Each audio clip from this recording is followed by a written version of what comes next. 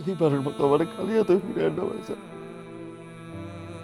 আচ্ছা ফিরামু না, ভাতিজার কথা কইছস মাইনা নিলাম, কিন্তু তুই জুয়া খেলতে যাস কেন? ল্যাংরাও হইছস, বলদও হইছস, ফকিন্নি হইয়া জুয়া খেলতে যাস, তোর জুয়ার টাকা কি আমি দেবো? আর চাও না ভাইজান, শেষ করেন, আর চাও না।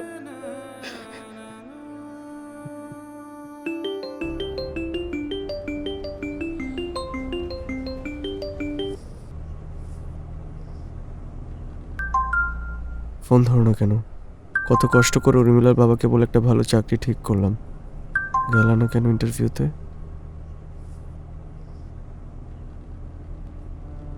আমি তো তোমাকে বলছি যে ভিক্ষার চাকরি আমি নিতে পারবো না, নিজের যোগ্যতা যা পারি করতেছি। তোমার পোষালে আমার সাথে থাকবা, না হলে দরকার নেই।